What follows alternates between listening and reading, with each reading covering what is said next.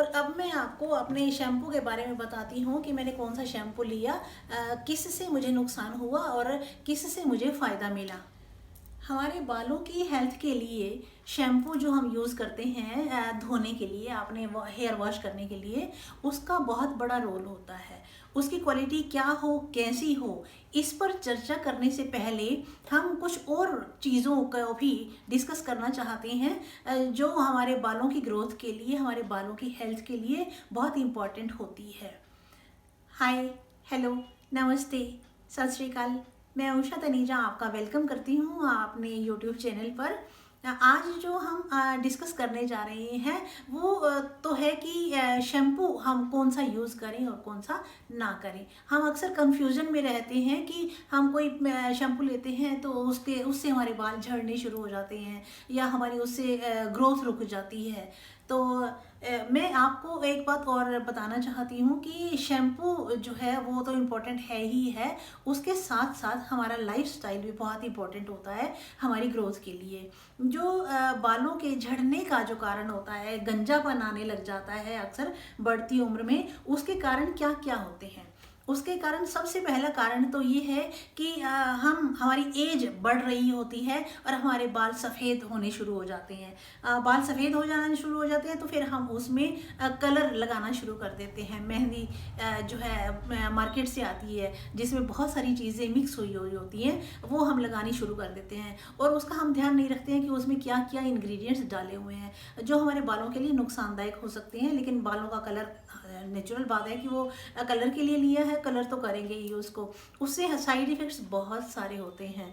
तो उनका भी हमें ध्यान रखना चाहिए कि उसमें कोई ऐसे केमिकल्स ना हो जो हमारे बालों को नुकसान पहुंचाए। तो सबसे पहला कारण तो यही है कि हम इस कलर को जो है वो ध्यान से यूज़ करें, कौन सा यूज़ करें कौन सा ये ना करें। उसमें हार्श केमिकल्स नहीं होने चाहिए। और दूसरा कारण इसका ये है कि हमारा जो लाइफस्टाइल है, हमारा खाना पीना जो है वो अब थोड़ा सा बिगड़ता जा रहा है और खाने का टाइम भी हमारा कोई फिक्स नहीं रहा है। अक्सर कभी हम जल्दी खा लेते हैं, कभी लेट खा लेते हैं और कभी कम खा लेते हैं, कभी ज़्यादा खा लेते हैं। हमारा खाना पीना जो है वो बढ़िया होना चाहिए, न्यूट्रिशियस होना चाहिए। उसमें सारे न्यूट्रिएंट्स जो हमारी हेल्थ के लिए ज़रूरी है, हमारे पेट के लिए ज़रूरी है, हमारी बॉडी के लिए ज़रूरी है, वो सारे न्यूट्रिएंट्स हमारे बालों के लिए भी बहुत ज़रूरी है। और प्रोटीन, विटामिन, कैल्शियम, इन सब चीज़ों का ध्यान रखना चाहिए, हमें वो इनटेक करना ही चाहिए। और तीसरा इसमें जो कारण आता है वो होता है डिप्रेशन का।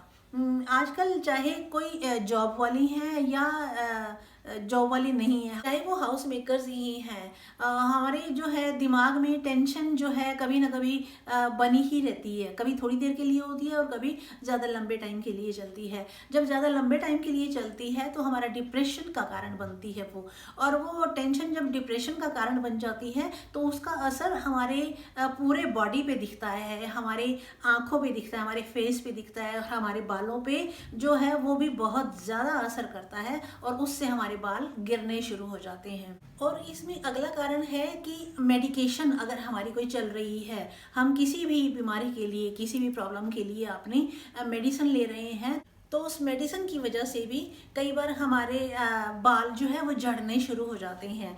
और एलोपैथी मेडिसिन ऐसी होती है जिसके साइड इफ़ेक्ट्स अक्सर दिखाई दे जाते हैं, उनका कोई ना कोई साइड इफ़ेक्ट हो जाता है, चाहे वो हमारे बालों पे आ जाए या कोई और दिक्कत आ जाए। लेकिन हम अगर थोड़ी सी केयर करें अपनी, अपने रहन सहन, अपना खान पान, ये सब ध्यान रखें तो हम इस पर कंट्रोल कर सकते हैं। नेक्स्ट इसका रीज़न है बालों के खराब होने का, झड़ने का, वो ये होता है कि हम अपने बालों में क्या क्या चीज़ें लगा रहे हैं। कई बार बहुत ज़्यादा ड्राई हो जाते हैं, फ्रिजी हो जाते हैं बाल, रूखे सूखे से, बेजान से हो जाते हैं। वो सब इसीलिए होता है कि हम उसमें कुछ ऐसी चीज़ें लगा लेते हैं जिसकी वजह से वो हमारे नेचुरल ऑयल्स जो होते हैं हेयर में, उनको वो खींच लेता है और उनको वो नष्ट कर देता है। तो हमें ये कोशिश करनी चाहिए कि हम ज़्यादा से ज़्यादा नेचुरल चीज़ों को अपने बालों के लिए यूज़ करें। नेचुरल चीज़ें लगाएंगे तो कम से कम उनका अगर फ़ायदा नहीं होगा तो नुकसान तो बिल्कुल भी नहीं होगा। नेचुरल चीज़ों से कोई नुकसान नहीं होता है। लेकिन एक बात का ध्यान आपने अवश्य रखना है, वो ये है कि किसी भी चीज़ की अति नहीं होनी चाहिए। कोई भी चीज़ बहुत ज़्यादा क्वांटिटी में ना तो खानी चाहिए और ना ही लगानी चाहिए। जो हेयर पैक वगैरह लगाते हैं जो उनका भी ध्यान रखना चाहिए कि हमें कि कोई भी एक चीज़ जिसकी बहुत ज़्यादा गर्म तासीर हो या जिसकी बहुत ज़्यादा ठंडी तासीर हो उसको बहुत ज़्यादा क्वांटिटी में ना लें। और बालों पे जो मास्क वगैरह लगाना होता है वो ज़्यादा से ज़्यादा 1 घंटे तक ही रखना चाहिए और फिर उसको वॉश कर देना चाहिए। तो अब आप आते हैं अपने मेन टॉपिक पर, वो है कि हम शैम्पू कौन सा यूज़ करें। तो मैं आपको अपने एक्सपीरियंस के बारे में बताती हूँ कि मैंने कौन सा ऑयल यूज़ किया, मुझे किससे नुकसान हुआ और किससे फ़ायदा मिला। और मैंने एक ये शैम्पू ऑर्डर किया था, लिया था, ये एक्टिवेटेड चारकोल शैम्पू है। इसके साथ कंडीशनर भी ज़रूरी था लगाना, कि इसको वॉश करने के बाद कंडीशनर भी लगाना ज़रूरी है। और बहुत सारी ऐसी चीज़ें, ऐसे हेयर मास्क वगैरह आते हैं और शैम्पूज़ आते हैं जिसके बाद हेयर कंडीशनर लगाना ज़रूरी होता है। इसीलिए मैंने ये दोनों ही मंगा लिए थे। तो मैंने जब इसका यूज़ किया तो ये एक्टिवेटेड चारकोल जो है ये प्योर ऑर्गेनिक चीज़ों से बना है, नेचुरल चीज़ों से बना है। इसमें हार्मफुल केमिकल्स नहीं है, इसमें सल्फेट नहीं है, प्योर ऑयल्स से बना है, पैराबिन नहीं है, मिनरल नहीं है और सिलिकॉन भी नहीं है। ये इसमें खास इंस्ट्रक्शंस में ये चीज़ें लिखी हैं।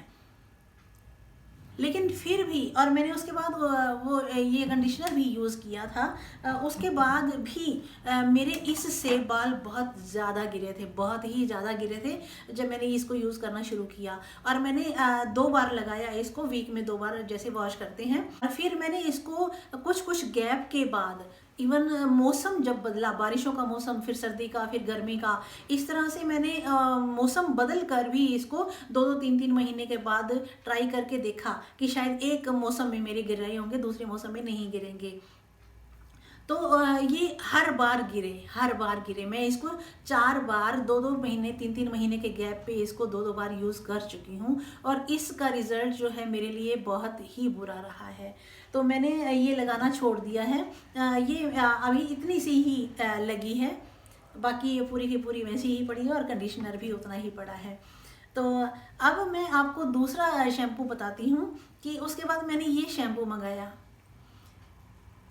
Herbal essences. ये मैं पहले यूज़ करती थी और उसके बाद फिर मैंने ये दूसरी बॉटल भी यही मंगाई है, जिसमें ये लिखा है no paraben, no colourants, no gluten. इसमें ये पूरा ऊपर टैग लगा हुआ है और इसमें लिखा हुआ है कि ये इसमें पैराबिन नहीं है, कलरेंट्स नहीं है, ग्लूटेन नहीं है और इसमें बाकी चीज़ें भी हैं जो है नेचुरल ही है, यूज़ की हुई हैं। लेकिन ये शैम्पू जो है वो मेरे लिए बहुत अच्छा रहा है, मुझे बहुत सूट किया है और इससे बाल गिरने कम हुए हैं, जितने उससे गिरते थे उससे काफ़ी कम हुए हैं। तो इसीलिए मैं आपको ये कहना चाहती हूँ कि शैम्पू जो है उसको पहले टेस्ट कर लें, थोड़ा सा ट्राई कर लें। अगर वो झड़ने शुरू हो गए हैं उसको मत यूज़ करें, चाहे वो फेंकना पड़ जाए या उससे हमें अपने मास्क धोने पड़ जाए या हमें किचन के टॉवेल्स धोने पड़ जाए, तो उसमें इसको यूज़ कर लेना चाहिए। तो ये थी आज की वीडियो जिसमें मैं आपके साथ शेयर कर रही थी कि शैम्पू कौन सा यूज़ करना चाहिए, कौन सा नहीं करना चाहिए। तो मुझे उम्मीद है कि आपको ये इन्फॉर्मेशन अच्छी लगी होगी। और इस शैम्पू के अलावा मैं आपको पहले अपनी वीडियो में हेयर मास्क बनाना और लगाना भी बता चुकी हूँ कि कैसे बनाएं, उसको कैसे लगाएं। और उसके बाद हर्बल ऑयल भी मैंने आपको बताया है कि वो हमें यूज़ करना चाहिए। उसके बाद मैं आगे और हेयर केयर पे भी वीडियोज़ लाऊंगी। तो आपको अगर थोड़ी सी भी इन्फॉर्मेशन अच्छी लगी हो तो प्लीज़ इसको लाइक कर देना। तो अगर आप ये चीज़ें ट्राई करें और आपके पास आपके बालों पे क्या इसका रिज़ल्ट रहा तो प्लीज़ हो सके तो आप अपना एक्सपीरियंस मेरे साथ शेयर भी ज़रूर कर देना, अपनी फीडबैक ज़रूर दे देना। मिलते हैं किसी नए वीडियो में किसी नए टॉपिक के साथ। टिल देन टेक केयर, अपना बहुत बहुत ध्यान रखिएगा। Thank you for watching, bye bye.